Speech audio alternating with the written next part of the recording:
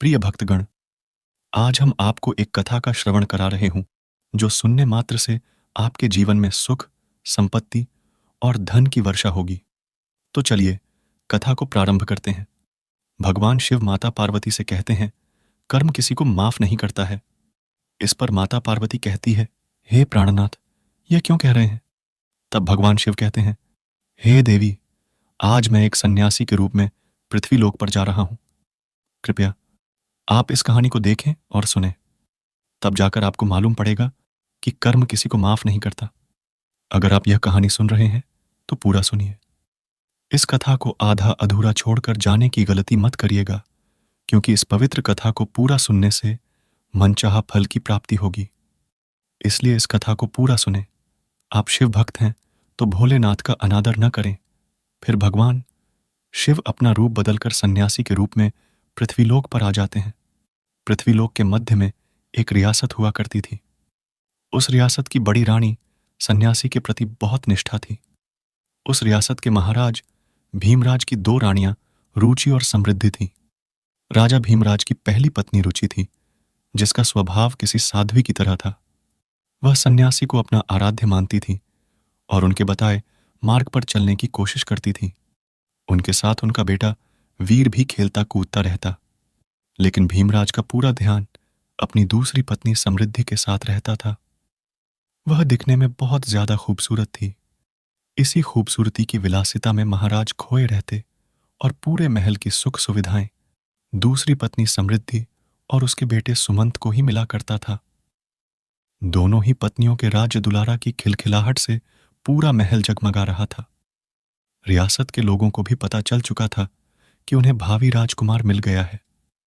इन दो राजकुमारों में के बारे में लोग सोचा करते कि भविष्य में राजगद्दी में कोई बियर ही बैठेगा, क्योंकि एक बड़ी रानी का पुत्र था, दूसरा छोटी रानी का पुत्र था। लेकिन समय की लकीरों को कुछ और ही मंजूर था। भीमराज की पहली पत्नी रुचि का स्वभाव महापुरुषों की तरह था। वह न्याय, धर्म और शिक्षा की बातें करती थी और ऐसी ही संगति में बड़ा हो रहा था।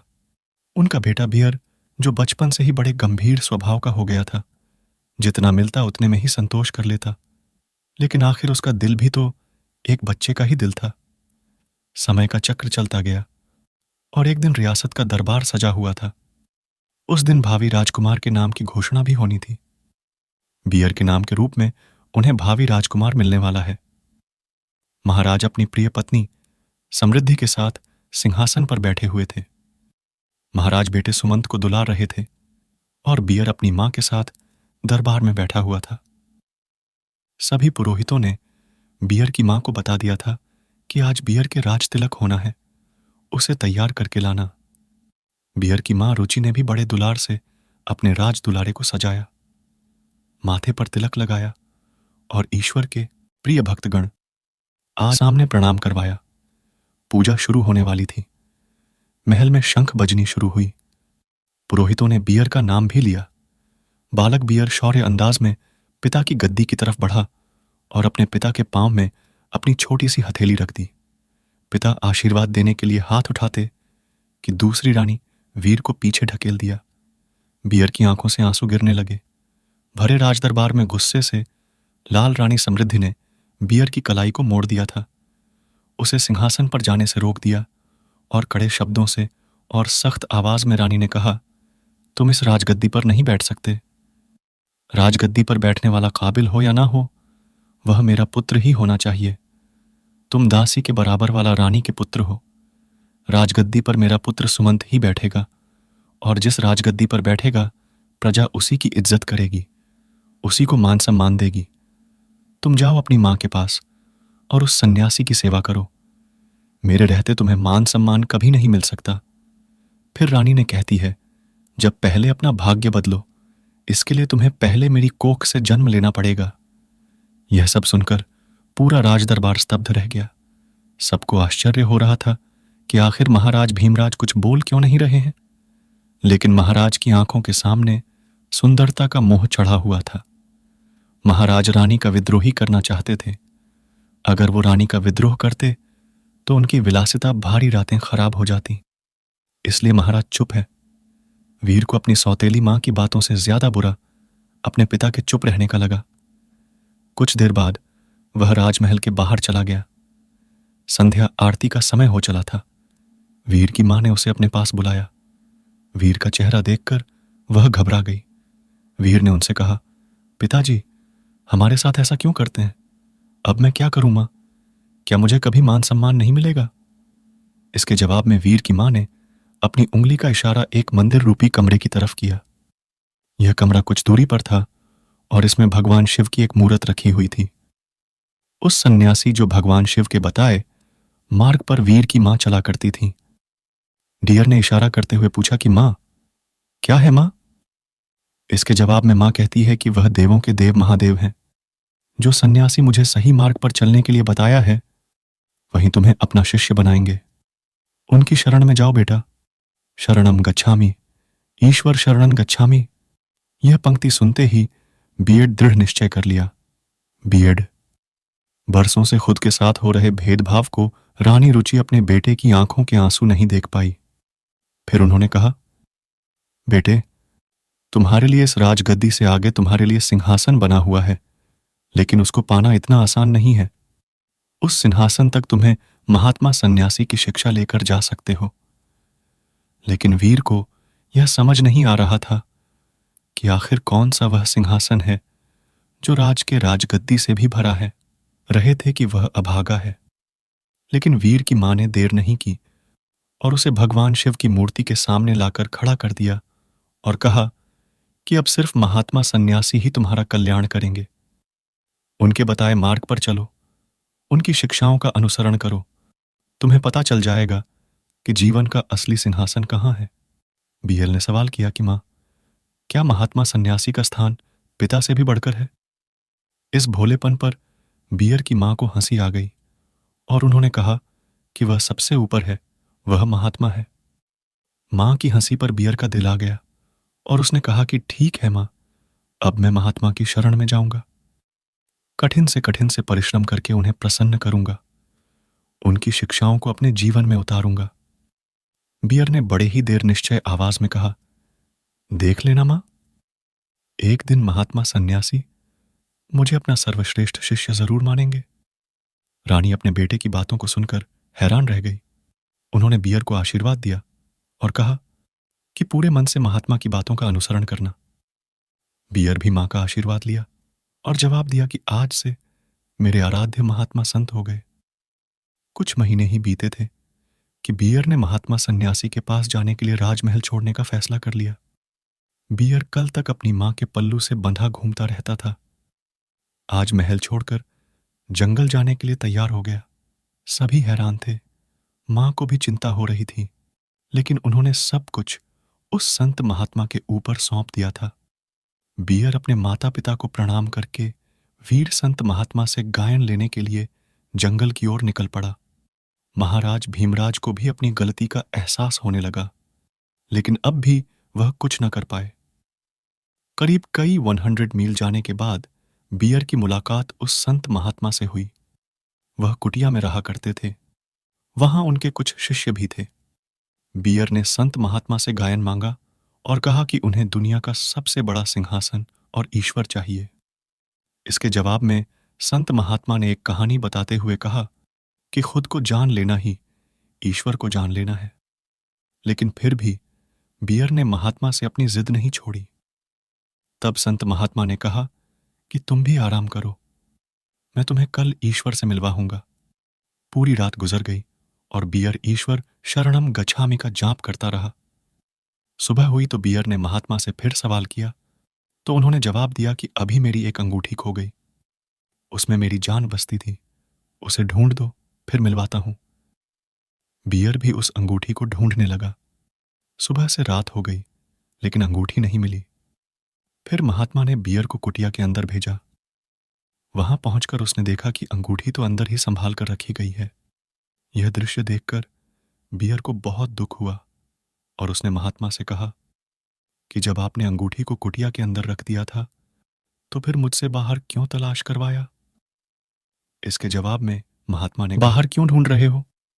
खुद को मोह से, सम्मान से, लालच से, दूसरों की बुराई करने से, विलासिता से हर बुरी आदत से खुद को दूर करता हूं तो तुम्हें खुद के अंदर ही ईश्वर मिल जाएंगे।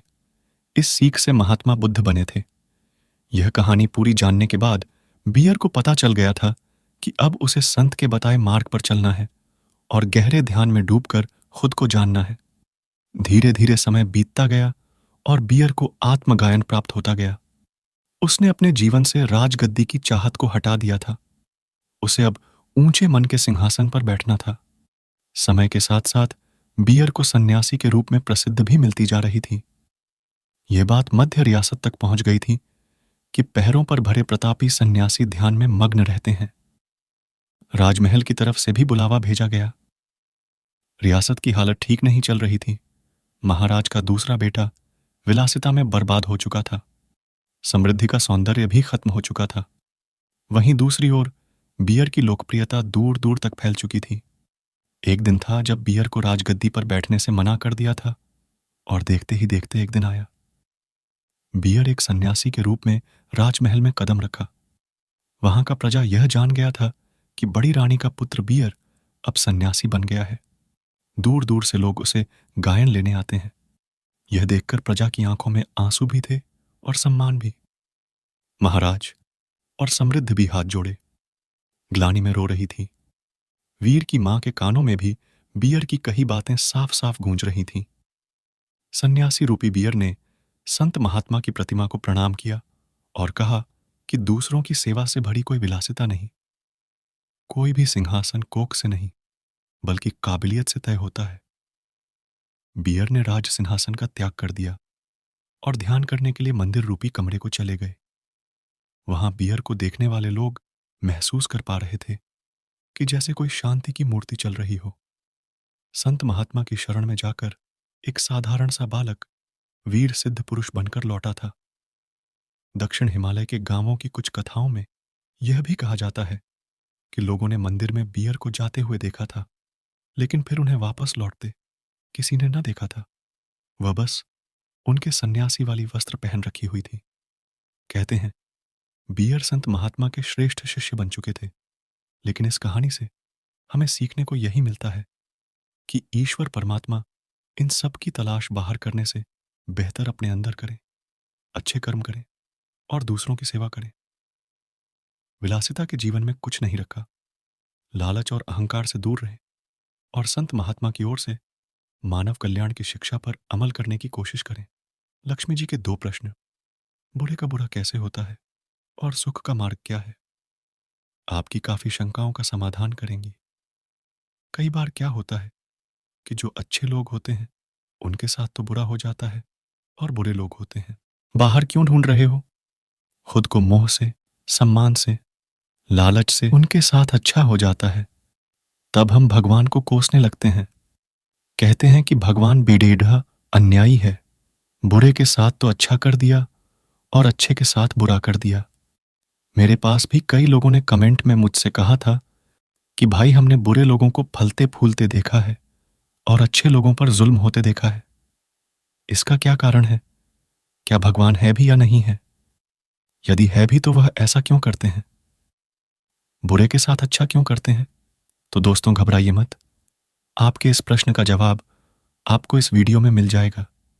एक बार माता लक्ष्मी ने भगवान नारायण से ये प्रश्न किए थे, हे परमेश्वर, मेरे मन में 2 प्रश्न चल रहे हैं कि बुरे का बुरा कैसे होता है और अच्छे का अच्छा कैसे होता है। सुखी रहने के लिए कौन सा मार्ग चुने? लोग तो कहते हैं कि आप बुरे का हमेशा बुरा करते हैं और अच्छे की सहायता करते हैं। फिर यह उल्टा क्यों हो जाता है? तब भगवान मुस्कुराकर बोले, देवी, मेरी माया को समझना बड़ा कठिन है। चलो, मैं तुम्हें पृथ्वी लोक पर ही लिए चलता हूं। वहां तुम्हें सब समझ में आ जाएगा कि ऐसा क्यों होता है। दर्शक बंधु, तब भगवान और माता लक्ष्मी एक गरीब दंपत्ति का रूप बनाते हैं और धरती लोक पर एक धनी व्यक्ति के घर जाते हैं। शाम का समय था, सूर्यास्त होने वाला था।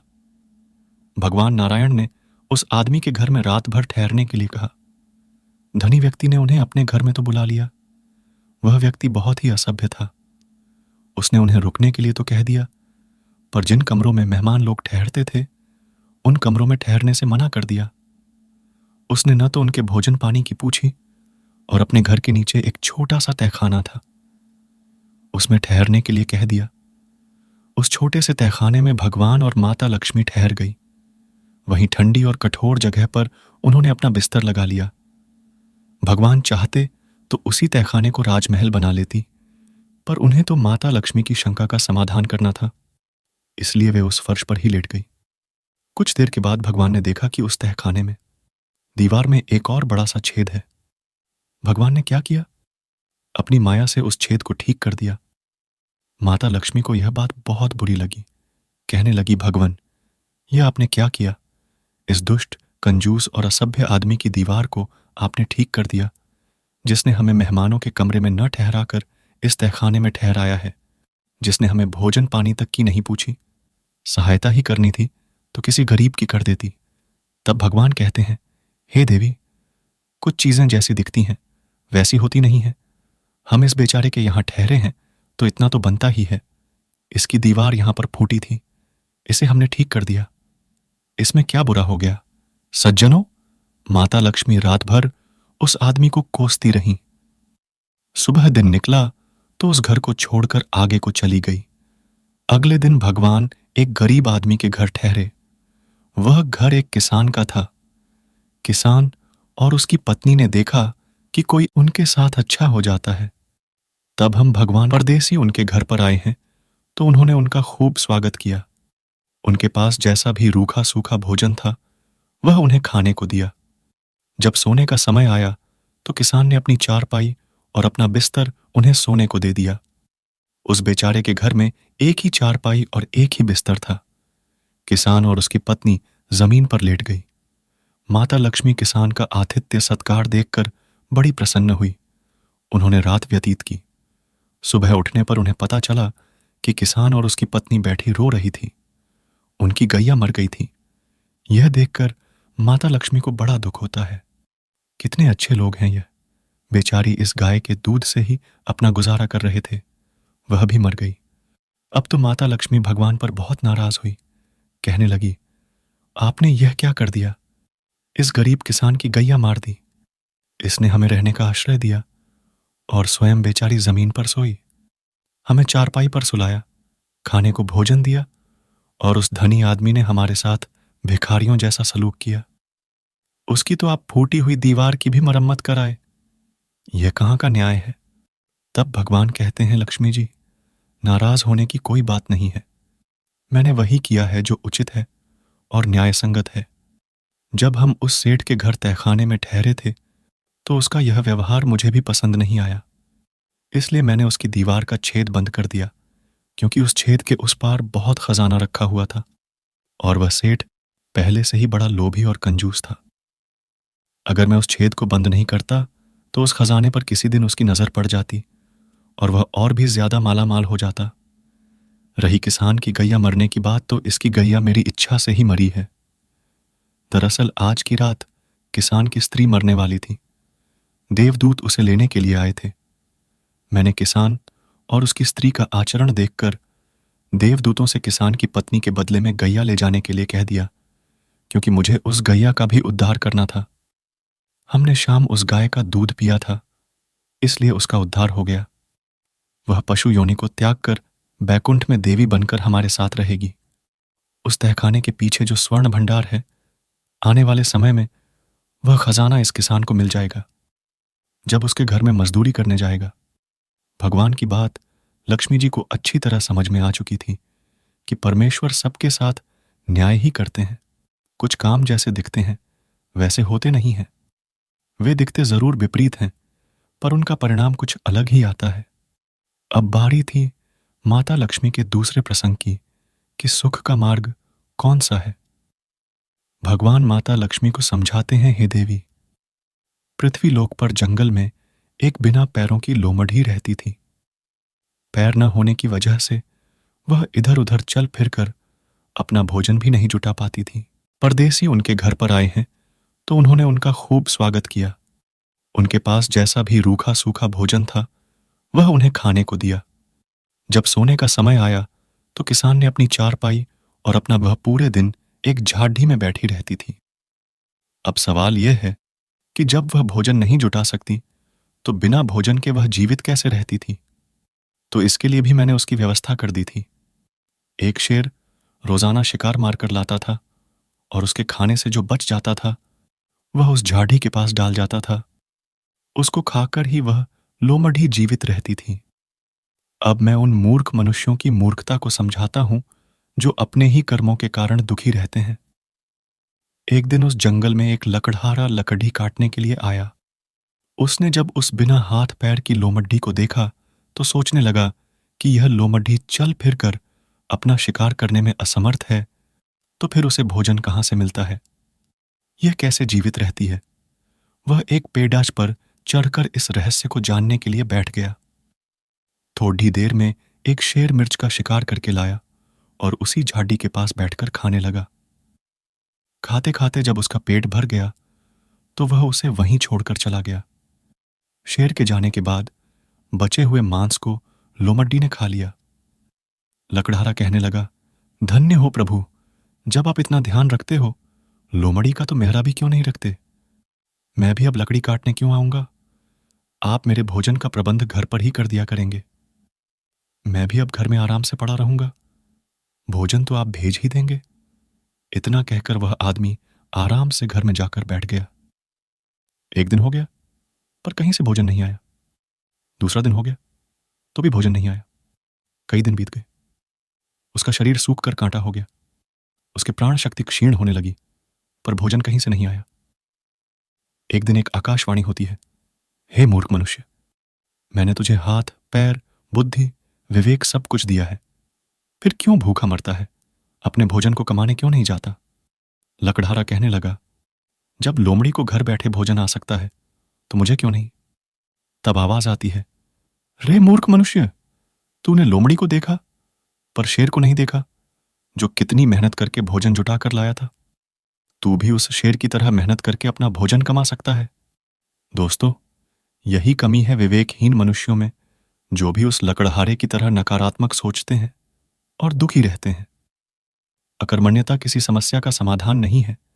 उससे मनुष्य के जीवन में सिर्फ गरीबी, लाचारी और भुखमरी ही आती है। दोस्तों, एक कहावत है, बलवान के कोई काम कठिन नहीं होता, मेहनती के लिए कोई स्थान कोई लक्ष्य दूर नहीं होता, विद्वान के लिए कोई जगह परदेश नहीं होती, मीठा बोलने वाले के लिए कोई पराया नहीं होता। कहते हैं बेकार, आलसी और किस्मत के सहारे निर्भर आदमी के पास लक्ष्मी उसी तरह नहीं आती है जैसे जवानी के नशे में धुत्त सुंदर स्त्री बूढ़े आदमी को देखकर दूर भागती है। वह पूरे दिन एक झाड़ी में बैठी रहती थी। अब सवाल यह है कि जब वह भोजन नहीं जुटा सकती तो बिना भोजन के वह जीवित कैसे रहती थी। तो इसके लिए भी मैं इतना कहकर भगवान शिव कैलाश पर्वत के लिए प्रस्थान कर जाते हैं। इस वीडियो को बोलते समय कोई त्रुटि हो तो मैं क्षमा चाहती हूं। उम्मीद है आप सभी को यह वीडियो अच्छी लगी होगी। अगर आप शिव के सच्चे भक्त हैं तो चैनल को सब्सक्राइब और वीडियो को लाइक करके कमेंट में हर हर महादेव लिख दीजिए।